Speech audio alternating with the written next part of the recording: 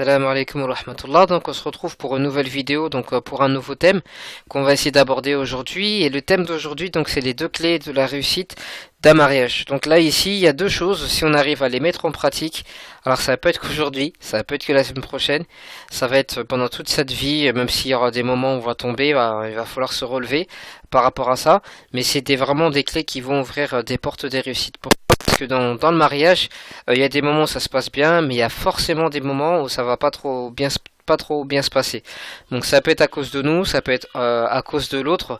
Mais là ici, ce qui est important, c'est la solution. Comment on va faire justement, donc quand il arrive des situations comme ça, comment on va faire pour que nous-mêmes, Inch'Allah Ta'ala, on puisse avancer. Donc là ici, qu'est-ce qui sera important?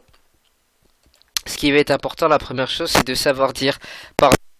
En théorie, c'est quelque chose de très simple à faire, mais au niveau de la pratique, c'est pas aussi simple que ça.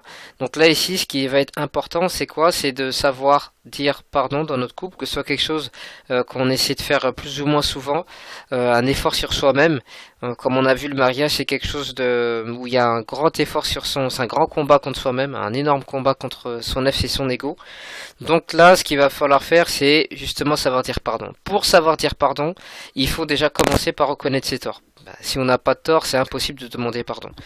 Pour nous, c'est très compliqué de demander pardon à quelqu'un quand on se dit, moi de toute façon, j'ai rien fait. Donc il faut déjà se dire que oui, j'ai fait quelque chose, peut-être on n'a pas dit les paroles qu'il fallait, peut-être on n'a pas dit de la manière qu'il fallait, peut-être on n'a pas fait de la manière qu'il fallait l'action. En tout cas, il faut chercher ce tort-là sincèrement pour Allah subhanahu wa ta'ala.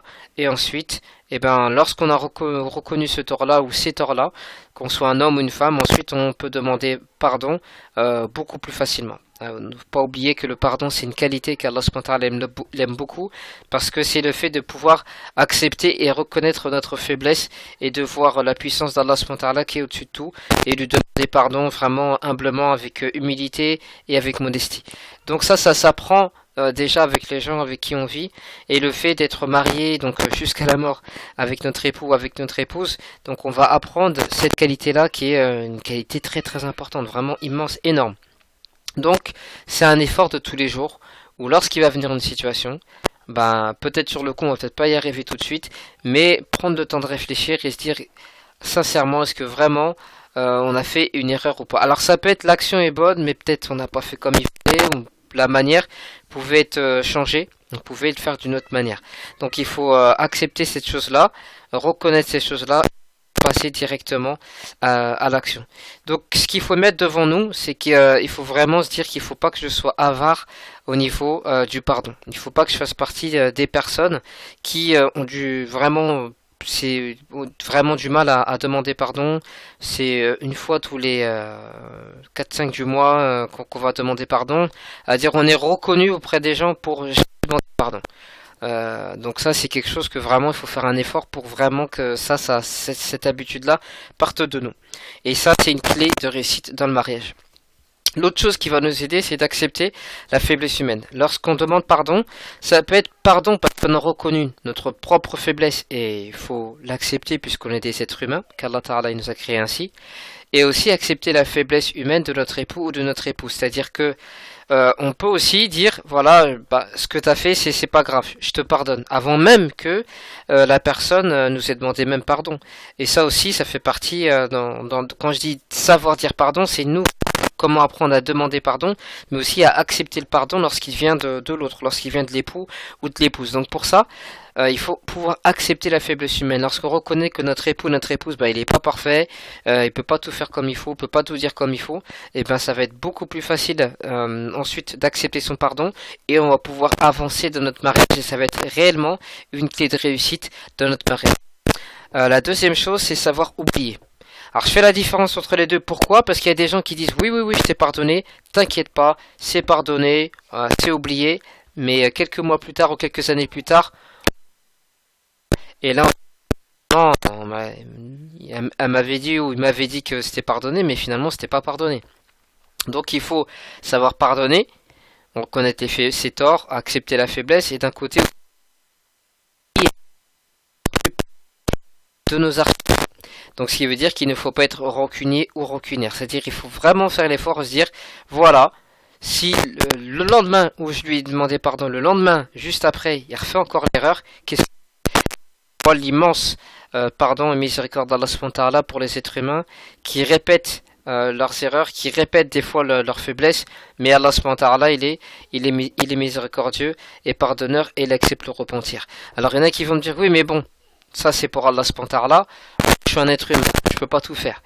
C'est vrai, c'est d'accord, mais si on veut vraiment réussir dans notre mariage, c'est être avoir un cœur ouvert, large et ne pas être rancunier, ça va nous permettre de vivre ensemble. Juste si on n'a pas ça et qu'on est rancunier, ça va être très difficile. La moindre action, la moindre parole, elle va rester sur le cœur et elle ne s'effacera jamais. Donc il faut pouvoir effacer toutes ces choses-là, effacer ces choses-là, comme l'exemple de la vague qui écrit des choses sur le sable et qui reprend, qui réefface en repartant. Donc il faut qu'on puisse voir certaines choses et que ça nous fasse du mal dans notre savoir oublier aussi, c'est une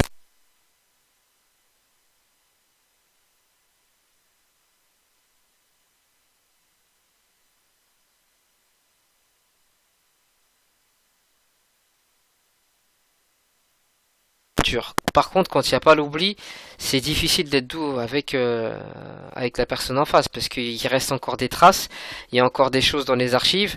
Alors bon, il y a peut-être un semblant de douceur, mais c'est pas total.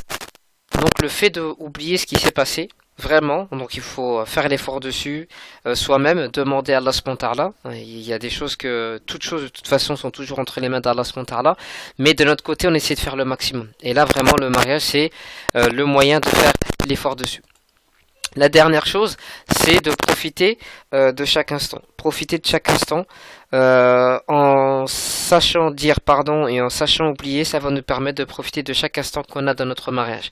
Par contre, si on ne sait pas pardonner, on ne peut pas oublier, alors impossible de profiter. Chaque instant va être des instants qui vont être durs. On aura même quasiment du mal à se rappeler des bons moments qu'on aurait pu passer ensemble, on va se rappeler que des mauvais moments. Pourquoi? Parce qu'il n'y a pas de pardon et il n'y a pas d'oubli. Donc ces qualités-là, c'est des qualités qu'on retrouve chez le prophète sallam et on sait que c'est notre modèle, on sait que c'est notre référence pour nous, donc on a besoin d'avoir ce modèle-là devant nous, que ce soit un homme ou une femme, et donc c'est pour ça que alhamdoulilah, c'est ces deux clés-là que je voulais vous donner, c'est des clés de la réussite du mariage, savoir pardonner et accepter le pardon, et savoir oublier pour mariage. Donc n'hésitez pas à laisser vos commentaires, votre avis. N'hésitez pas aussi à demander conseil pour voir comment faire, Inch'Allah, pour au fur et à mesure acquérir ces deux qualités en Inch'Allah pour pouvoir ouvrir les portes de la réussite de notre mariage, Inch'Allah ta'ala. Barakallahu fikum.